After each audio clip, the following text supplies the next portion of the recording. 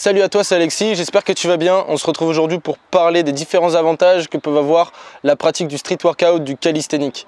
C'est un sport que je pratique depuis peu de temps, ça fait à peu près moins d'un an, mais vu tous les avantages et les bénéfices que j'en ai reçus depuis que je pratique ce sport, je peux que te faire une vidéo là-dessus parce que franchement, si tu n'as pas encore essayé, c'est vraiment le moment pour toi de t'y mettre. En réalité, le calisthenics, c'est un mot qui paraît compliqué comme ça, mais c'est très simple. C'est tout simplement le fait d'utiliser le poids de ton corps pour te muscler. Donc tout ce qui va être traction, pompe, et après toutes les variations possibles et inimaginables.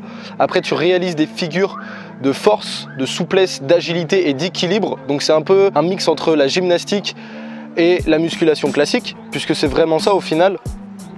Et le but c'est réaliser des figures, donc des trucs comme le front lever, la planche, le drapeau, traction à une main, pompe à une main, l'équilibre, plein de choses comme ça. Il y a plein de différents styles de figures. Et donc voilà, en gros ce que c'est le calisthenics, c'est tout simplement se muscler avec le poids de son corps et apprendre à utiliser son corps dans l'atmosphère. Ok, maintenant on va passer tout de suite aux avantages que ça peut te procurer.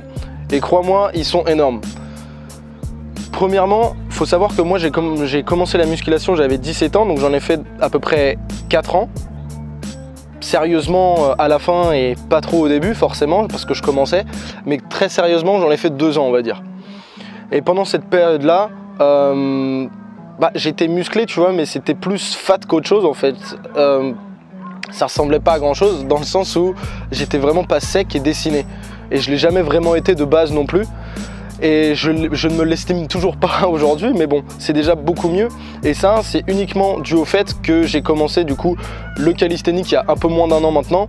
Et du coup, le fait d'utiliser beaucoup plus de mouvements polyarticulaires, donc le fait d'engager plus d'un groupe musculaire par mouvement, comme des pompes, des tractions, des dips, tout ce genre de choses, et ben c'est ça qui va faire que tu vas dépenser beaucoup plus de calories au quotidien dans ton entraînement. Et du coup, tu vas devenir beaucoup plus sec, beaucoup plus athlétique. Deuxième chose, c'est qu'il faut savoir que si tu veux être bon dans ce domaine, il faut forcément que tu aies un body fat, donc une masse graisseuse corporelle très faible. Donc idéalement en dessous de 10%, parce que plus tu vas être lourd et plus ça va être compliqué de réaliser des mouvements. Deuxième chose importante, je pense que le fait de faire du calisthenics, c'est le meilleur moyen d'obtenir un six-pack tracé, tu vois. C'est vraiment le meilleur moyen d'avoir des abdos définis, secs et visibles. Comme je te l'ai dit, pendant longtemps j'ai fait de la musculation, et pendant cette période-là, il était impossible pour moi d'avoir des abdos. Et dès que j'ai commencé le calisthenics, pareil, forcément, vu que je suis devenu plus sec, j'avais un body fat moins élevé, et du coup, j'ai eu des abdos qui étaient beaucoup plus apparents. Et c'est aussi dû au fait que quand tu vas faire tes mouvements, l'intensité des mouvements est généralement beaucoup plus élevée que quand tu fais du weightlifting, quand tu fais de la musculation classique. Après, forcément, c'est génétique. Et c'est aussi extrêmement lié à ton alimentation. Si tu manges n'importe comment et que tu n'as aucun plan alimentaire, etc., que tu fais n'importe quoi, que tu sais pas cuisiner, etc., c'est sûr et certain, tu n'auras aucun résultat. Mais ça me paraît logique, c'est comme pour la musculation au final. Si tu fais à côté de ça de la merde avec ton alimentation, c'est logique que tu n'aies aucun résultat. Mais si à côté de ça, tu t'y connais un petit peu en alimentation, tu restes sérieux sans forcément être excessif et avoir une diète stricte au minimum, au millimètre, pardon, tu vas pouvoir avoir des résultats satisfaisants, voire très satisfaisants sur du court terme. Je tiens à préciser que la France vient de gagner contre l'Argentine, du coup il y a des mecs qui passent dans la rue en klaxonnant, c'est assez marrant. Voilà. Maintenant que j'y pense, il y a une grosse différence aussi entre ces deux styles d'entraînement, donc entre la musculation et le street workout. C'est le fait que je me rappelle que quand j'étais en salle, je transpirais pas beaucoup à faire mes exercices, et tout simplement parce que beaucoup d'entre eux sont des exercices d'isolation. Donc tu vas focus sur un groupe musculaire et tu vas essayer de développer ta force maximale avec un poids extérieur.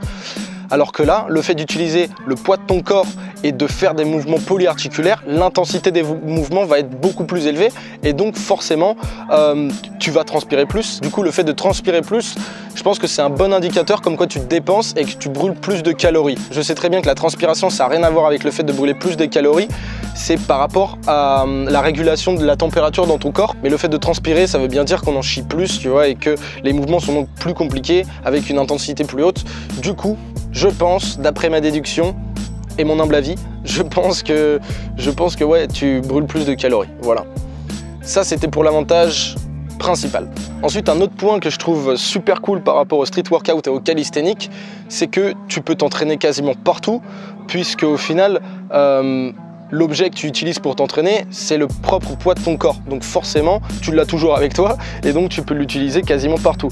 À partir du moment où tu as un sol, où tu as éventuellement une barre de traction, et ça tu peux en trouver quasiment partout, puisque maintenant il y a des parcs, il y a même des applis qui te répertorient tous les parcs de street workout à la ronde et les parcours de santé, etc.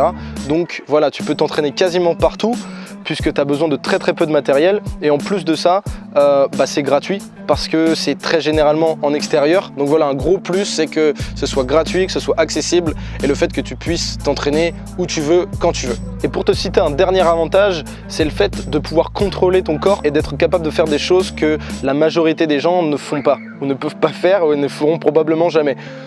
Après, c'est beaucoup de travail, c'est de la régularité, c'est de l'investissement personnel évidemment, mais si tu es sérieux et que tu continues sur le long terme, tu vas être capable de réaliser des mouvements que très peu de gens sont capables de faire. Que ce soit faire des figures comme l'équilibre, comme des pompes à une main, des tractions à une main, le front lever, la planche, toutes ces choses-là, c'est des choses que les gens ne savent pas faire et pas l'inverse. J'espère que cette vidéo t'a plu, que tu as appris des choses et que ça t'a donné l'envie de te mettre au street workout. Je te dis à très bientôt, bon après-midi à toi, bonne soirée. Ciao.